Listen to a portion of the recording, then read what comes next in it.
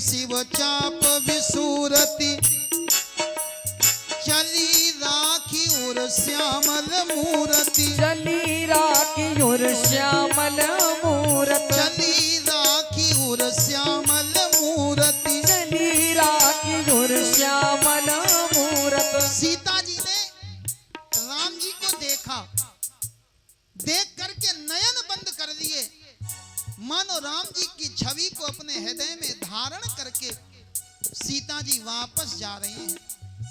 कहाँ गई? गई भवानी भवन बहोरी गई भवानी भवन बहोरी बंदी चरण बोली कर जोरी बंदी चरण बोली कर जोरी। भवानी के मंदिर में गई, हाथ जोड़े और प्रार्थना करने लगी।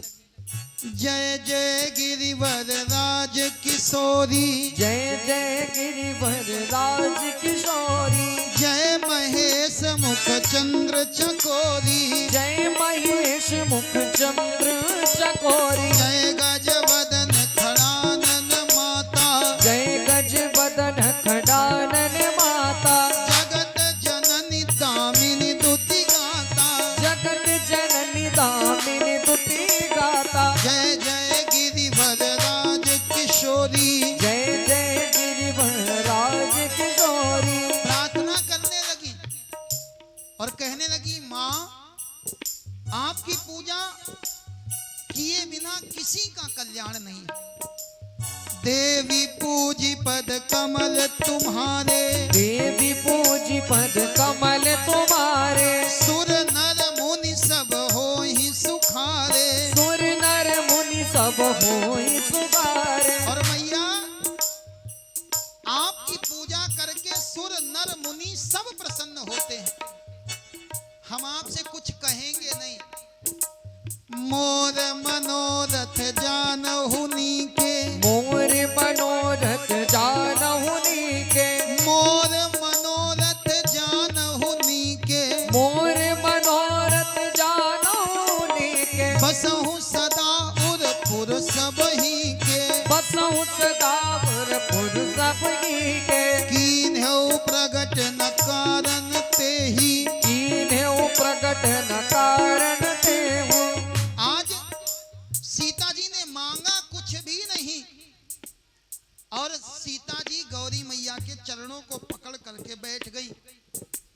सुन सिय सत्य आशीष हमारी सुन सिय सत्य अहिंस हमारी पूजहि मन कामना तुम्हारी पूज्य मन कामना तुम्हारी। और जैसे ही सीता मैया पार्वती के चरणों में बैठी, मैया पार्वती प्रसन्न होकर के वरदान देने लगी, तुम्हारे मन में जो है वही पूरा होगा। मन जाहि राचो मिलहि सोबर सहज सुंदर सावरो सहज सुंदर सावरो करुणा निधान सुजान शील स्नेह जानत रावरो स्नेह जानत रावरो। एहि भांति गौरी आशीष सुन सिय सहित ही हर्षित अली सहित हर्षित अली। तुलसी भवानी पूजी पुनि पुनि मुदित मन मंदिर चली मुदित मन मंदिर चली और आशीर्वाद मिल गया। मन जाहि राचो मिलहि सोवर सहज सुंदर सावरो। आपका पति कैसा होगा? बोले जो सहज में ही सुंदर होगा, जो सांवरा होगा, जो करुणा निधान होगा, वही आपको पति के रूप में प्राप्त होगा। जाने गौरी अनुकूल सियहि हरस न जाई कही सियहि हरस न जाई कही। सी जी के ही में जो हर्ष है वर्णन नहीं किया जा सकता। मंजुल मंगल मूल बाम अंग फरकन लगे बाम अंग अंग फरकन लगे, पाँव में अंग फरकन लगे। सीता जी के बाएं अंग फड़कने लगे।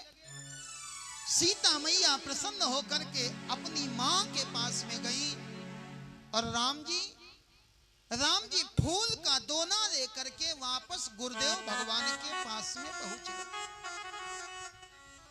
किसी ने प्रश्न किया, राम जी काहे के लिए गए थे पुष्प वाटिका? बोले लेन प्रसून चले दो भाई। राम जी फूल लेने के लिए गए थे। और कितने फूल लाने थे? पूजा के हित फूल थे, लदने थे ना जहाज। तो दोनों भैया क्यों गए हैं पुष्प लेन के काज? दोनों भैया क्यों गए? केवल फूल लेना था तो लक्ष्मण भैया चले जाते अथवा राम जी चले जाते। एक लोग फूल लेने जाते, एक लोग गुरुजी की सेवा में रहते। दोनों भैया क्यों गए? अनेक विद्वानों ने, अनेक रसिकों ने अनेक भाव दिए। एक संत कहते हैं जा तो रहे थे राम जी, लेकिन लक्ष्मण भैया साथ में लग गए। क्यों? गुरुजी ने कहा लक्ष्मण तुम क्या करोगे? लक्ष्मण बोले हम भी कुछ करेंगे महाराज। गुरुजी ने कहा राम फूल तोड़ेंगे, तुम क्या करोगे? तो लक्ष्मण कहने लगे जब प्रभु तुड़ी है फूल सलोना। जब तक राम जी फूल तोड़ेंगे और तब तक लखन बनई है दोना। बोले तब तक हम पत्ते तोड़ करके दोना बना लेंगे जिसमें फूल रखा जाएगा। राम जी लक्ष्मण भैया प्रसून लेकर के आए हैं और आकर के गुरुदेव भगवान को दे दिया। गुरुजी ने पूछ भी लिया राम देर कैसे हो गई? मेरे राम के जैसा दयालु कौन होगा? राम कहा सबको सिख पाही, सरल स्वभाव छुअत छल नाही। राम जी ने सारी बात, कैसे हम पुष्प वाटिका में गए, कैसे माली से पूछ करके फूल तोड़े और कैसे जानकी मैया से मिलन हुआ, कैसे जानकी ने हमको देखा, कैसे हमने जानकी को देखा, सारी की सारी बात राम जी ने गुरुदेव को भगवान को बता दी।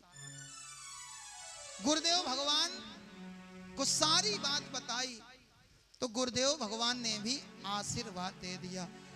सुफल मनोरथ हो ही तुम्हारे, तुम्हारे मन के जो मनोरथ हैं वो सुफल होंगे। दोनों को आशीर्वाद मिला।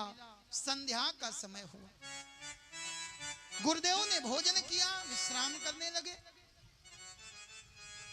संध्या का समय है, राम जी संध्या वंदन करने के लिए गए। आकाश में खिले हुए चंद्रमा को देखा। आज चंद्रमा को देखा तो मेरे राम जी को सीता की याद आ गई। जैसे ये चंद्रमा शोभायमान हो रहा है, आकाश मंडल के मध्य में जैसे ये चंद्रमा शोभित हो रहा, ऐसे ही आज जनक जी की वाटिका में मैया सीता शोभित हो रही थी। बड़ी देर तक चंद्रमा को देखते रहे, लेकिन फिर विचार किया चंद्रमा और सीता की कोई बराबरी नहीं है। सीता की सुंदरता सुंदरता है और चंद्रमा की सुंदरता में दाग लगा हुआ। सीता की सुंदरता सदैव समान रहती है और चंद्रमा घटई बढ़ई, कभी घटता है और कभी बढ़ता है। सीता जी का जन्म धरती मां से हुआ और चंद्रमा का जन्म सिंधु समुद्र से हुआ। और चंद्रमा का भाई कौन? समुद्र से कौन निकला? बोले हलाहल विष। जन्म सिंधु पुनि बंधु विष, दिन मलिन सकलंक। और बोले चंद्रमा केवल रात्रि में ही दिखाई देता है, दिन में मलिन हो जाता। और सीता मैया का मुख रूपी चंद्रमा दिन में भी प्रकाश करता है और रात्रि में भी प्रकाश करता है। कोक शोक पद पंकज दोही, अवगुण बहुत चंद्रमा तो ही। राम जी को चंद्रमा में अवगुण दिखाई दे रहे हैं और सीता जी के मुख की ओर गुण ही गुण दिखाई दे रहे हैं। रात्रि हुई, विश्राम किया और प्रातः काल पुनः हुआ, संध्या वंदन हुआ। लक्ष्मण भैया आ गए हैं। गुरुदेव भगवान के चरणों में राम और लक्ष्मण बैठे, दोनों बैठे हुए थे। गुरुदेव ने कहा लक्ष्मण चलो सिय स्वयंवर देखिए जाई। सिय स्वयंवर देखें चल के। और विचार करने लगे गुरुदेव, ईस का ही धो दे बड़ाई। बोले पता नहीं भगवान किसको बड़ाई देगा, क्योंकि ये स्वयंवर बहुत दिन से चल रहा है। बड़े बड़े सूरवीर राजा आए हैं, लेकिन इस स्वयंवर की पूर्णाहुति नहीं हुई। जाकर के हम लोग चल करके देखें कि भगवान किसको बड़ाई देगा। यहां पर लक्ष्मण भैया ने एक बात बहुत अच्छी कही। लक्ष्मण बोले गुरुजी हम जानते हैं किसको बड़ाई मिलेगी। गुरुजी ने कहा जो हम नहीं जानते वो तुम जानते हो। हम तो कह रहे हैं देखो चल के इस काही धो दे बड़ाई। लक्ष्मण बोले हम जानते हैं नाथ कृपा तव जा पर होई। बोले जिस पर गुरु की कृपा होगी उस पर ही गोविंद की कृपा होगी। हम जानते हैं। गुरुजी ने सुना तो बड़े प्रसन्न हो गए और चल दिए। हर से मुनि सब सुनी बरबानी। सब लोगों ने सुना तो बड़े प्रसन्न हुए। दीन आशीष सब ही सुख मानी। और सबने आशीर्वाद दिया लक्ष्मण जो तुम कह रहे हो वही सत्य होगा। राम लक्ष्मण विश्वामित्र मुनि मंडली के साथ में आए हैं। धीरे धीरे धीरे धीरे रंगभूमि की ओर इन्होंने पदार्पण किया। जनक जी महाराज रंगभूमि में बैठे हुए थे। जनक जी ने देखा कि अब लोग आने लगे। देखी जनक भीर भय भारी, सुचि सेवक सब लिए हकारी। सेवकों को बुलवा लिया और आदेश दिया जाओ जो जिस योग्य है उसको उसी योग्य ले जाकर के आसन पर विराजमान कर दो। सबको आसन पर बैठाना जा रहा था। उसी समय राम जी आ गए। राम जी को लक्ष्मण जी को देखा, गुरुदेव भगवान को विश्वामित्र जी को देखा तो सब भगवान को देखते ही रह गए। और भगवान को किसने देखा? बोले देखा तो सबने, लेकिन सबकी दृष्टि अलग अलग हो गई। जिनके रही भावना जैसी, जिनके रही भावना जैसी,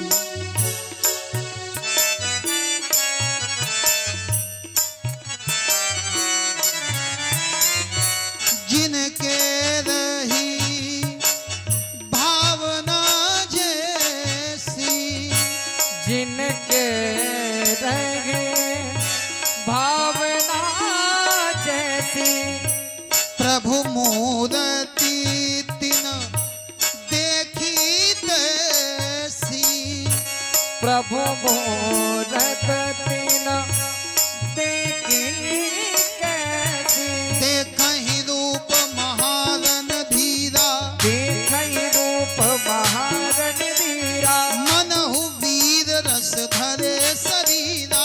मनहु वीर रस धरे शरीरा। जो वीर बैठे थे इनको लगता है साक्षात वीर रस ही शरीर धारण करके आ गया। धरे कुटिल नृप प्रभु ही निहारी धरे कुटिल रूप निगारी भयो भयानक मूर्ति भारी भयो भयानक मूर्ति बारी। जो कुटिल लोग थे इनको भगवान भयानक दिखाई देने लगे और रहे असुर छल छो निपवेशा तीन प्रभु प्रगट काल सम देखा। तीन प्रभु प्रगट काल सम देखा। जो राक्षस लोग थे यहाँ सब आए थे।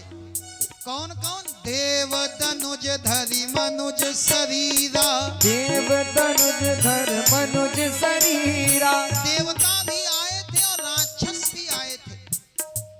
इन राक्षसों ने जब भगवान को देखा तो इनको साक्षात काल के समान प्रभु राम प्रतीत हो रहे हैं। जनकपुर के नर नारियों ने जब देखा पुरवासिन देखे तो भाई पुरवासिन देखे दो भाई नरभूषण लोचन सुखदाई नरभूषण देखे सुख पाई। जनकपुर के नर नारियों को पुरुष नरभूषण दिखाई देने लगे। नरों में श्रेष्ठ ऐसे जो नरों में उत्तम प्रभु नरोत्तम के रूप में दर्शन देने लगे। विदूषण प्रभु विराट में दीसा विदूषण प्रभु विराट में दीसा बहुमुख कर पगलोचन सीसा। भगवान जो विदूषक लोग थे उनको भगवान विराट रूप में दर्शन देने लगे। जो जनक जी के रिश्तेदार आए हुए थे जनक जाति अवलोकहि कैसे जनक जात अवलोकहि कैसे सजन सगे प्रिय लागहि जैसे सजन सगे प्रिय लागहि जैसे। जनक जी के रिश्तेदारों को भगवान अपने संबंधी दिखाई देने लगे। अब बात आई किसकी? जनक जी की और इनकी पत्नी सुनैना की। सहित विदेह विलोकहि रानी सहित विदेह विलोकहि रानी शिशु सम प्रीति न जाति बखानी शिशु सम प्रीति न जाई बखानी। जनक और सुनैना ने राघव को देखा। इनको लगता है ये तो हमारे ही पुत्र के समान है। शिशु सम प्रीति पुत्र के समान प्रेम दिखाई दे रहा है। वहां पर जो भगवान के भक्त बैठे हुए थे इन भक्तों ने राम और लक्ष्मण को कैसे देखा? हरि भगतन देखे दो भ्राता हरि भगतन देखे दो भ्राता इष्ट देव इव सब सुख दाता इष्ट देव सब देव सुख दाता। सबको भगवान इष्ट देव दिखाई पड़ रहे हैं। इष्ट देव किसको कहते पता है? हम सब भगवानों की पूजा करते हैं लेकिन सारे भगवानों में एक भगवान वो होते हैं जब भी हमारे ऊपर कष्ट आता है तो हमको उन्हीं की याद आती। एक इष्ट देव होते हैं जिसके जो इष्ट देव थे आज भगवान उनको उसी के इष्ट देव के रूप में दिखाई देने लगे। और आप लोग धोखे में मत रहे ना कि केवल हमारे कन्हैया जी ही चोर थे। चोरी हमारे राम जी करने में भी एक नंबर है। इन्होंने जनकपुर में जाकर के चोरी करी। काहे की?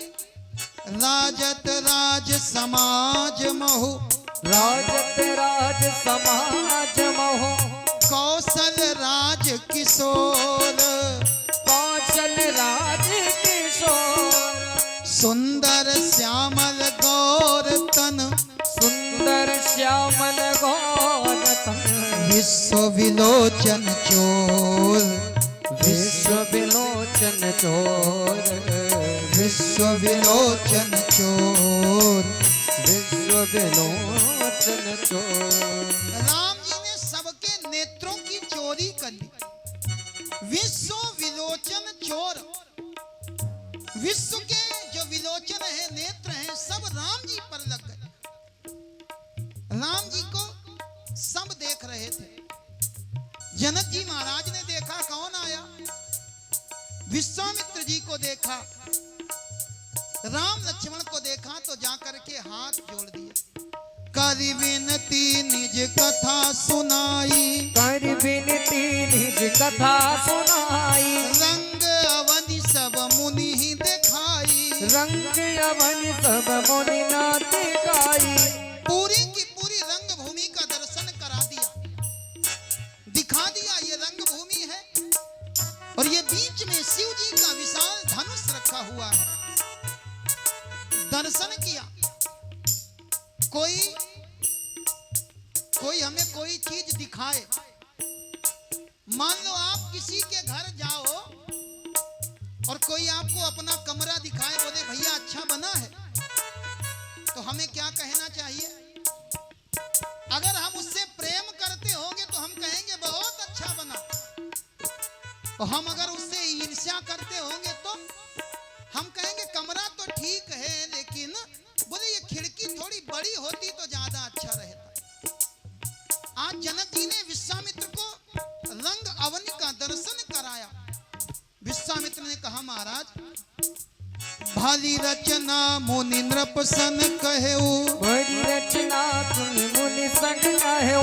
राजा मुदित महासुख लयहु, राजा मुदित महासुख लयहु। विश्वामित्र ने कहा बहुत बढ़िया व्यवस्था है, ये बताओ हम कहां बैठे? जनक जी ने इशारा कर दिया, जिस सिंहासन पर आज तक कोई नहीं बैठा, सारे सिंहासनों से जो श्रेष्ठ है, सबसे ऊंचा वाला मंच, आज वहां पर गुरुदेव भगवान को और राम और लक्ष्मण को विराजमान किया गया। सब मंचन ते मंचु एक, सब सुंदर विशद विशाल, सुंदर विशद विशाल। मुनि समेत दो बंधु तहाँ, मुनि समेत दो बंदता बैठा रे महिपाल, बैठा रे महिपाल, बैठा रे महिपाल। भगवान जाकर के बैठ गए और जैसे ही भगवान बैठे, जैसे बत्ती जलाते ही अंधकार दूर हो जाता, ऐसे ही भगवान के आते ही प्रभु ही देखी सब नृप ही हारे, जनुरा केस उदय भय तारे। और सबको एक ही बात लग रही है, क्या राम चाप तोरब सक नाही। बोले अब बात पक्की है, राम जी ही धनुष तोड़ेंगे। अब राम के सिवा कोई धनुष नहीं तोड़ सकता। जो सज्जन राजा थे वो बोले एक काम करो, अब हम लोग अपने अपने घर की ओर चले। धनुष तोड़ने वाले राम जी आ गए, अब हमारा क्या काम। लेकिन जो अविवेकी राजा थे, जो अंध अभिमानी थे, यहां लिखा है जे अविवेक अंध अभिमानी। जो अविवेकी राजा थे, अंधे राजा थे, अभिमानी राजा थे। यहां अंधे का मतलब यह मत समझना जिसके नेत्र नहीं थे। अविवेक अंध अभिमानी, जिसके अंदर विवेक न हो और जिसके अंदर अभिमान आ जाए, फिर वो अंधा ही हो जाता। अभिमानी व्यक्ति को कभी कोई दूसरा दिखाई नहीं पड़ता, अथवा तो ये कहें अभिमानी व्यक्ति कभी अपने से आगे किसी दूसरे को देखना नहीं चाहता है। और बाबा कहते हैं ऐसे लोग अंधे के समान हैं। ये कहने लगे किसी भी प्रकार से हम सीता को लेकर के जाएंगे। राजा आपस में चर्चा कर रहे थे, इतने में सीता मैया आई। रंग भूमि जब सिय पग धारी, देखी रूप मोहे नर नारी। रामचरितमानस में 2 बार मोह के विषय में बताया गया, कौन किसको देख करके मोहित होता। एक स्थान पर लिखा गया, मोह न नारी नारी के रूपा। एक स्त्री कभी दूसरी स्त्री को देख करके मोहित नहीं होती, लेकिन यहां पर लिख रहे हैं, रंग भूमि जब सिय पग धारी, देखी रूप मोहे नर नारी। एक जगह बताया कि स्त्री स्त्री को देख करके मोहित नहीं होती, और दूसरे स्थान पर लिख दिया, सीता को देख करके सारे नर और नारी मोहित हो गए। सही कौन वाली है? देखी रूप मोहे नर नारी अथवा मोहन नारी नारी के रूपा। दोनों अपने अपने स्थान पर सत्य हैं। कैसे? साधारण नारी को देख करके कभी दूसरी नारी प्रसन्न नहीं होती, और यहां सीता तो जगत जननी है। नारी नारी को देख करके प्रसन्न नहीं होती, लेकिन यहां सीता तो आदि शक्ति छवि निधि जग मूला। सीता मैया आदि शक्ति हैं, छवि की निधि हैं, इनको देख करके सब मोहित हो। सीता जी आकर के राजसभा में बैठी, राजा जनक ने बंदी जनों को बुला लिया, और बंदी जनों ने आकर के राजा जनक की घोषणा कहना प्रारंभ कर दिया। बोले बंदी वचन वर, सुनहु सकल महिपाल। हे राजन, पन विदेह का कहीं हम, भुजा उठाई विशाल। आज हम अपने हाथ उठा करके राजा जनक के प्रण को कहने जा रहे हैं। राजा जनक का प्रण है कि इस धनुष का भंजन करना है, और ये कौन वाला धनुष है?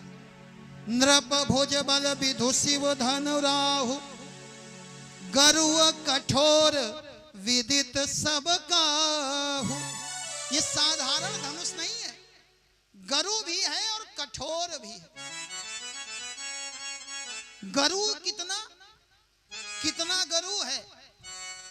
बोले ये इतना गरु है कि जिस रावण ने कैलाश पर्वत को उठा लिया था, जिस रावण ने कैलाश पर्वत को उठा लिया था, वो रावण भी रावण बाण छुआ नहीं चापा। वो रावण भी इस धनुष को उठा नहीं पाया। ये इतना कठोर है, इतना गरु है।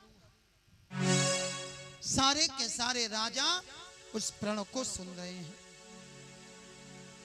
राजा जनक के बंदी जन कहने लगे, सोई पुरारी को दंड कठोरा, सोई पुरारी को दंड कठोरा, सोई पुरारी को दंड कठोरा। राज समाज आज जई तोरा, राज समाज आज जई तोरा।